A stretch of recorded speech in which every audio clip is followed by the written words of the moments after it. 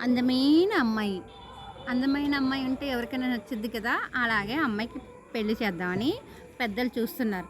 అయితే ఆ అందమైన అమ్మాయి ఒక అబ్బాయికి నచ్చి వాళ్ళ ఇంట్లో వాళ్ళని అడిగి ఒప్పించి పెళ్లి చేసుకున్నాడు. పెళ్లి చేసుకున్న తర్వాత ఇద్దరు చాలా సంతోషంగా ఉన్నారు. లైఫ్ అలా కొనసాగిస్తున్నారనమాట. అయితే ఈ అమ్మాయికి ఏంటంటే చర్మ వ్యాధి వచ్చింది.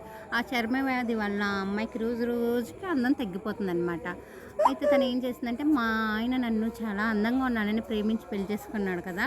నన్ను ఇలా అసహించుకుంటాడేమో ఆ అమ్మాయి రోజు రోజు కుమిలిపోతుంది. ఇదంతా గమనించిన భర్త సరే అని చెప్పి దీనికి ఏదైనా సొల్యూషన్ ఎతకాలి అనుకున్నాడు. కొన్ని రోజులు అలా కాలం గడిచింది. అనుకోకుండా ఒకరోజు యాక్సిడెంట్ జరిగింది. యాక్సిడెంట్‌లో భర్తకి కళ్ళు పోయినాయనమాట. ఆ కళ్ళు పోయిన తర్వాత భార్యకి తెలిసింది ఈ విషయం. మీ ఆయనకి కళ్ళు పోయినాయమ్మా అని చెప్తే, సరే అని చెప్పి అతని దగ్గరికెళ్తే ఇద్దరు బాధపడ్డారు. అలాగే కొన్నాళ్ళు లాంగ్ ఈ టైం బానే ఉన్నారు. కొనసాగుతుంది. కాకపోతే ఈ అమ్మాయి చర్మ వ్యాధి వచ్చింది కదా! ఆ చర్మ వ్యాధి రోజు రోజుకి పెరిగిపోయి ఆ అమ్మాయి ఒకరోజు మరణించింది.